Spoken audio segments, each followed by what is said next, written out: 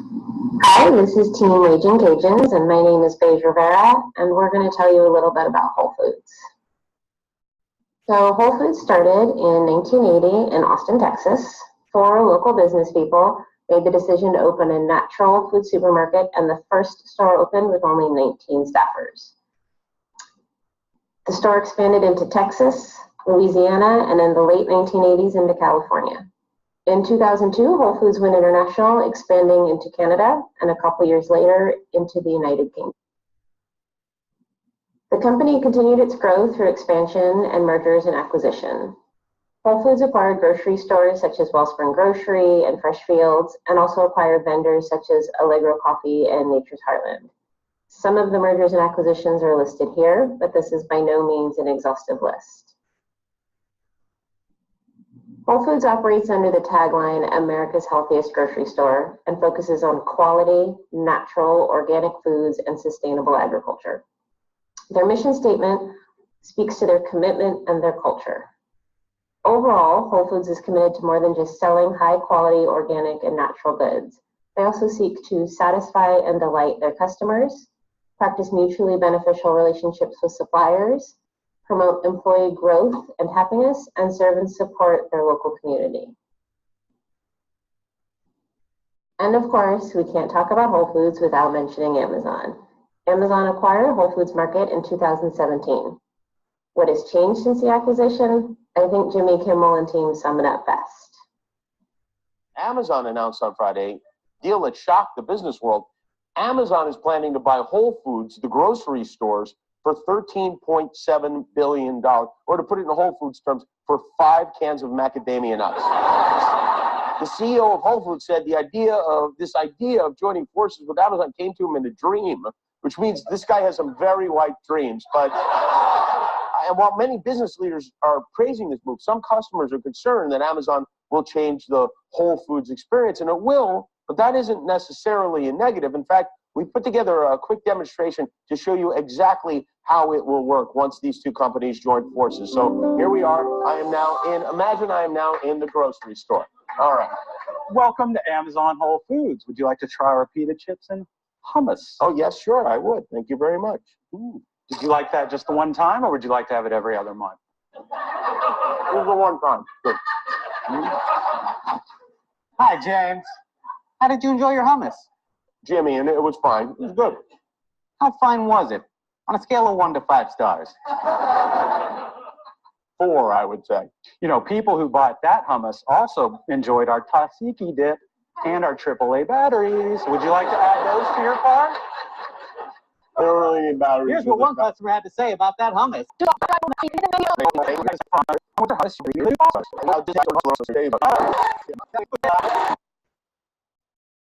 Thanks, Paige, for the great introduction to Whole Foods Market.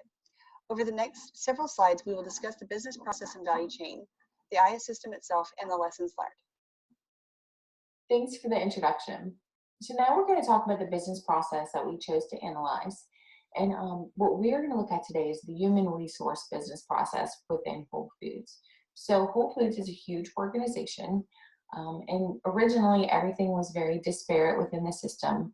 And it took a lot of streamlining to bring together that process to make it not only more standard across all of business units.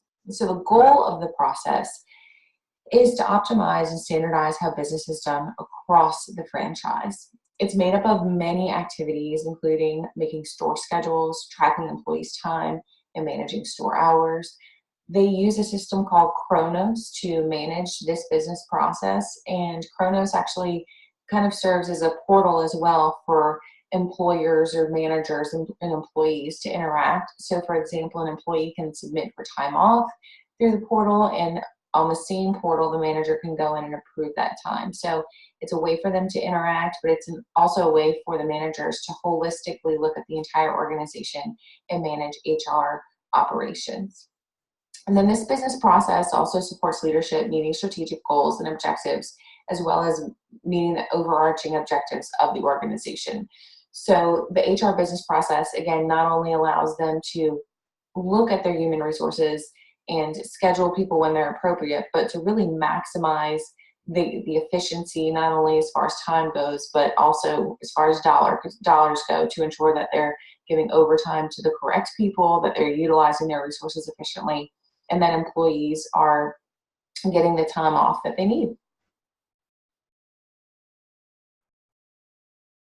One of the critical pieces that we wanted to explore as we were looking at human resources and Whole Foods was, how do human resources affect the value chain of Whole Foods?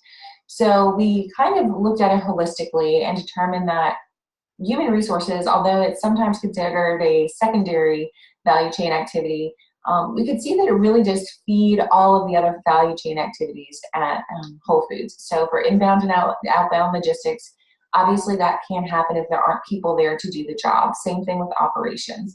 Operations consist of making sure not only are there people there to work, but the stores are clean, the inventory is there, shelves are stocked, etc. Customer service, this is paramount to Whole Foods success. So again, without human resources, this does not exist. Again, marketing and sales, the fuel behind that is human capital. And then technology and procurement. Of course, these things can be automated, but it takes people behind those activities to add value to the overall organization. So we thought it was very critical that human resources played into these activities, because they are a true driver of all organizational activities at Whole Foods. Thanks, Julie and Andrew. Over the next several slides, we are going to be discussing the IS tool that Whole Foods uses to manage its most valuable asset, its team. Whole Foods uses an ERP software tool known as Kronos to generate its schedules.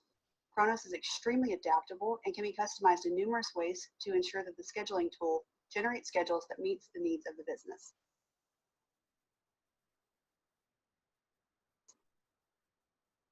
The Kronos IS was recently implemented at Whole Foods. As Base mentioned earlier, Whole Foods grew very quickly, often by merging and acquiring new markets and vendors. Whole Foods has a very unique culture, and that they often embrace the cultures and processes of the teams that they acquire. This led to a regional system that operated independently of each other, often more like a franchisee than a globally led business. This made the implementation of Kronos very challenging, despite all of the positive outcomes it would bring. Prior to adopting the Kronos IS, each individual team within a store would write their own schedule in a macro-enabled workbook called Prodigy. This workbook was easy to learn how to use, but was prone to data accuracy issues and loss of fidelity. Kronos itself was implemented in stages. Its first stage involved simply exporting the Prodigy schedule that would later be imported into Kronos. On this slide, you can see an example of the Prodigy spreadsheet. As I mentioned before, this tool was easy to learn and use, but was prone to data accuracy issues and frequent loss of fidelity.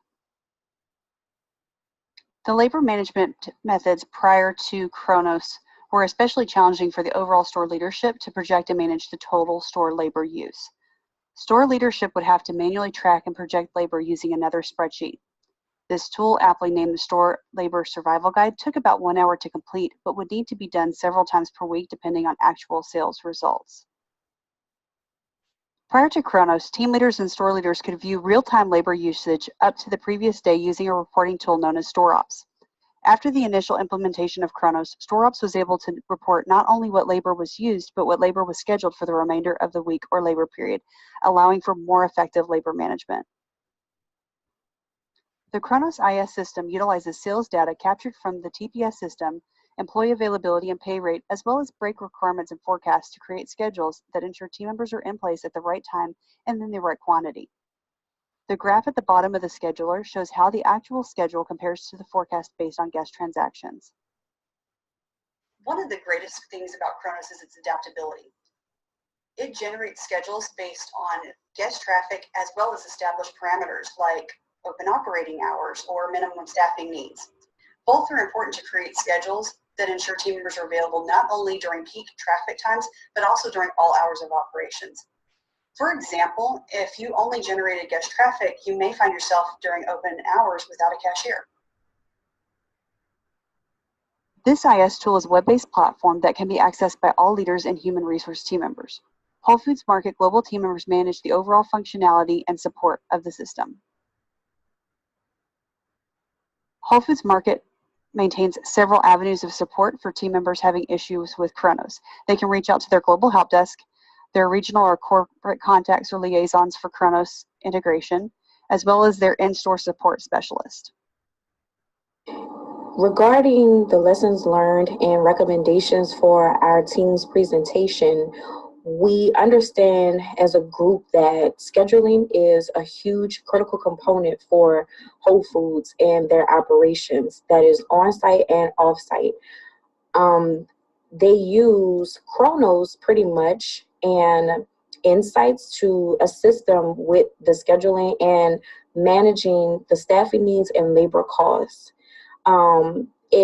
These two systems basically make sure that the staff and managers have exactly what they need in regards to employee availability, because employees being available is a huge component for customer service and sticking to the company's core values. Some of the benefits that the software includes is it's cheap. It has an all-in-one inclusive type features, and there's a lot of functionality. It's accessible, and it gives the managers insights to the employees and the things that the company needs that particular week, day, month, year, etc.